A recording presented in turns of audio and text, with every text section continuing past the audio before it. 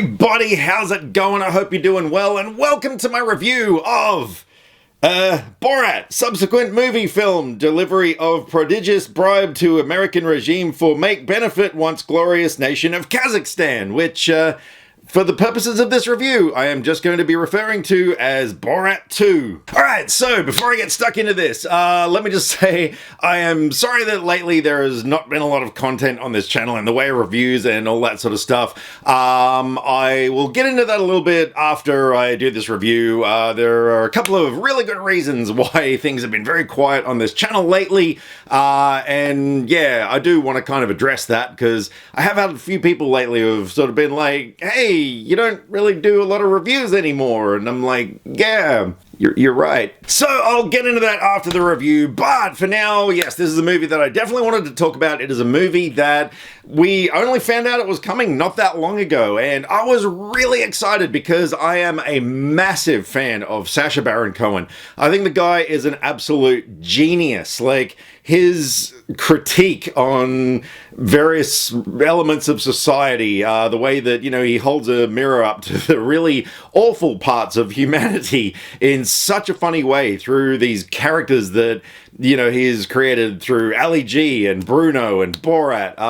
I think the guy is an absolute genius. I love his style of humor. I love his commentary on society. And I really loved the first Borat when it came out like 14 years ago or whatever. I thought it was great. It was one of those movies that was really shocking in parts, you know, like the way that he's putting this character into these situations, these dangerous situations, you know, of these people that he knows are going to turn on him, but he still, you know, maintains this character. He still gets in there and does it, and I thought that was really to be commended, and I thought it was a hilarious film from start to finish. So when they announced that there was going to be a sequel coming all of a sudden that, you know, nobody really knew about, yeah, I was on board. So the movie dropped today, and I'd been reading a lot of really good things about it, and so yeah, I sat down, checked it out, and yeah, I liked it. I didn't love it. So Borat 2, it's kind of a real-time sequel. It takes place 14 years after the first one, and Kazakhstan as a nation has kind of been disgraced after, you know, Borat's mishaps in the first film, the way that, yeah, he was basically a complete screw-up in America. But in order to be pardoned for his sins, Borat is given the task of taking Johnny the Monkey, who is, what was he, like, a telecommunications minister / porn star, and an actual monkey, over to the US as a gift to Mike Pence. But when he arrives in America, he discovers that his daughter, Tutar, has actually stowed away and, yeah, wants to live the dream of Melania Trump and live in a golden cage instead of the crap that she's been given. So what ensues is kind of, it's a father-daughter bonding story. This movie actually had a bit of a heart to it, because of course in this fictitious version of Kazakhstan, women are just completely treated like pieces of crap who get put in cages and can't drive cars and all that sort of stuff. But when they get to America, of course, Tutar realizes that women have freedom and women aren't these people that have been oppressed in the way that she's been led to believe. And so, yeah, it's got that whole sort of father-daughter dynamic. But of course, you know, you get this subplot of where Borat wants to offer his daughter to Mike Pence instead. Yeah, so, you know, it's a Borat film. So in terms of things that I did like about this movie, look, it really was funny. Like, from the very start, from before, like, even the film actually starts, like, the opening sort of warning things, like, were hilariously funny. Like, I was laughing already. He slipped back into that character so seamlessly. And let's face it, the way that our world is at the moment, especially America, there was so much for this character to, you know, kind of bring to the surface and do a, you know, commentary on. And so, yeah, I thought it was a relevant time for this movie to be released. And for the most part, he did a really fine job doing that.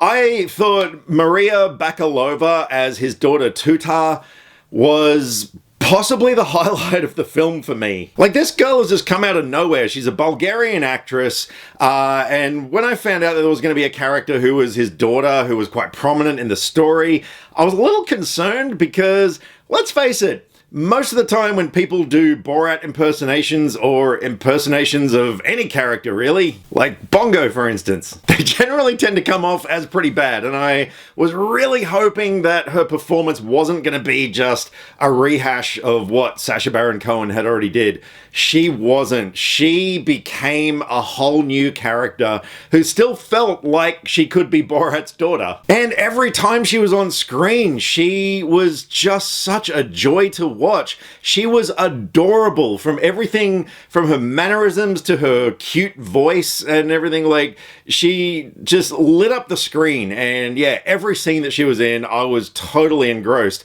Maybe even possibly slightly more than Borat himself. And this movie had its fair share of moments where, you know, you kind of felt a little bit, you know, anxious about his character going into certain situations or whatever. Not quite to the extent as the first movie, but there was still a few. I really loved the way that this movie set up certain gags, without giving any spoilers away. One in particular involving a cupcake and an abortion clinic. That is all I'm going to say. I thought that was absolutely geniusly set up. The payoff, on the other hand, was good, but again, just, that was the thing with this movie. For me, personally, it never quite hit the highs of the first film. Like, that movie, I don't know, the payoffs to a lot of the gags, like, really felt satisfying. This time around, they were good, but just didn't have the same weight as they did in the first one. And I even thought some of the gags kind of went on for maybe a little bit too long, and some of them just weren't even really that funny to me. Like one in particular, involving him dressing up as an evil Jew and going into a synagogue. Like, I get where they were going with it, and I get why it was relevant to the story. But yeah, I don't know. During that scene, I just kind of found my mind was wandering a little bit. I also thought the narrative was a little bit disjointed here and there. Like, there's one whole section where his daughter is absent from the story. Now, yes, there is a reason why. Absolutely. But I just kind of felt like they lingered too long on what he was doing, like, and I get it as because it is this kind of, you know, mockumentary style of filmmaking, but at the same time, yeah, it was just kind of like, well, you know, why are we still here? And, you know, we're not finding out what the daughter's doing right now. I really appreciated the fact that they actually addressed the fact that a lot of people knew who he was. Like, there is an element of the story where they do address the fact that, because let's face it, he's not going to be able to go out as Borat in American streets now and not be recognized. And that is, they do make that part of the story, which was good. But then again, like, there were some scenes that didn't feel to me as realistically portrayed as they were in the first film. Maybe because there were some scenes where there were a lot of camera setups, like a lot of camera angles, and it took me out of the scene a little bit because I was kind of thinking, like, well, how many of these are pickup shots that they've done later on, or were there really, like, that many cameras around? And if there were that many cameras around, like, you know, the person who is in the scene with Borat, like, you know, weren't they kind of aware of what was going on? You know, because a lot of the best Borat stuff was either just like one camera or hidden cameras or whatever. Yeah, so there were some moments that just sort of took me out of the film a little bit. And I do really want to address the Rudy Giuliani scene because, and again, I won't spoil anything, I won't go into detail, but yeah, that was really creepy and disturbing. And it wasn't so much for all the stuff that people are saying on social media about the alleged shirt tucking thing. There were other moments in that scene of him putting his hands on this girl rather inappropriately, and yeah, I don't know why people aren't more focusing on that, because there is nothing in this world that Giuliani could use to make an excuse, because Yeah, it was weird. But look, overall, I liked it. You know, I did have a good time. Like, there were no moments where I sort of felt like, oh, geez, you know, I want to turn this off or whatever. I'm glad it came to Amazon. I would have been a bit more disappointed had I actually paid money to go see it in theaters. I think it works just fine as, you know, a home movie, so to speak. I probably will get it when it comes out on Blu-ray, only because I've got every single one of his movies so far, so, you know, why would I stop now? I think I even have The Dictator, which I thought was probably his worst film. Like, it's okay, but I wasn't a huge fan of that one. So look, overall, look, if you're a fan of Baron Cohen or the character of Borat, you're going to like this film. There is no doubt about it. Definitely check it out. What do you got to lose? For me personally, though, yeah, it probably just had a few too many flaws to bring it up to the level of excellence that the first film had. So I'm going to give Borat 2, whatever the hell it's called, 7 out of 10. I mean, there you go. That's still a good score. I did like it. You know, it's hard not to like it. And thank you very much for watching my review. Let me know what you guys thought of Borat 2, because I know a lot of people have seen it already. And what was your favorite Sacha Baron Cohen character out of his 3 main ones? Because for me personally, I think Ali G was my absolute favorite. But yeah, I know a lot of people have different opinions, so I'd love to know what you guys think. And like I said, yes, I do apologize for the lack of content that I've had on my channel lately. I do want to thank everyone, though, for sticking around, because, like, I would have kind of thought that the less content I released, the less subscribers I would get, but you guys are still sticking around, and I really appreciate that. But yeah, I've just got a lot of major things going on in my life right now.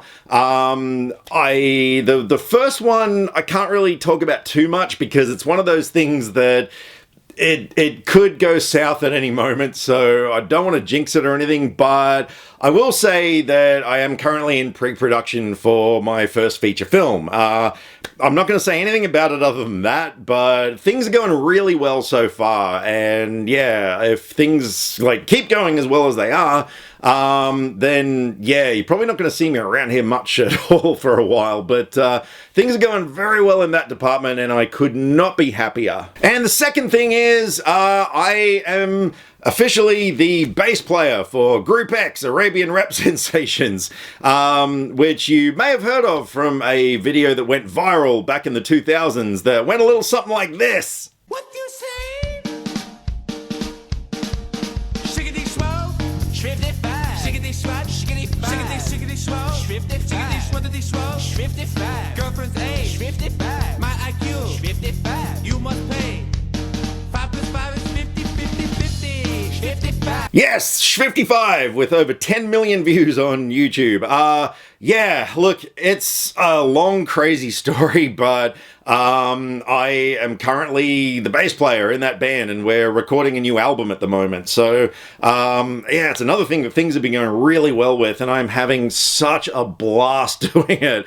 It is, like, both of these things I got going on at the moment are dreams come true. Like, my 2 biggest dreams in life have been to make a movie and to record an album with a band, which I always thought was just going to be like a local band or something, not like a band over in the US, but here I am. But both of those things have been taking up a lot of my time lately, which is why I have been a bit slack in producing content for the channel. But, you know, it is for a good cause. It's not like I've just been sitting around idly doing nothing and being lazy. This channel has always been something that I've done because I wasn't making movies or, you know, playing music or any of those sort of creative things. Like, this channel has always been an outlet for me creatively. Like, it hasn't been about wanting to be YouTube famous or, you know, getting huge subscriber counts or anything like that. It always has just been about wanting to chat to people and, you know, creating videos to throw out there. Yeah, just sort of something to do in the meantime until something else happened. And yeah, now 2 very big things are happening. So yeah, anyway, there you go. I'm kind of rambling a little bit right now, but I just wanted to kind of explain why things have been a bit slow around here lately. But anyway, I'm done yakking away. So yes, like I said, drop me some comments, either here, Facebook or Twitter. All the social media links are in the description below, because I like to talk about movies and I would love to talk about movies with you. I'll catch you next time. Click subscribe to stay up to date with all the latest movie reviews. Skynet will be taking over any day now, so what have you got to lose? Nyah.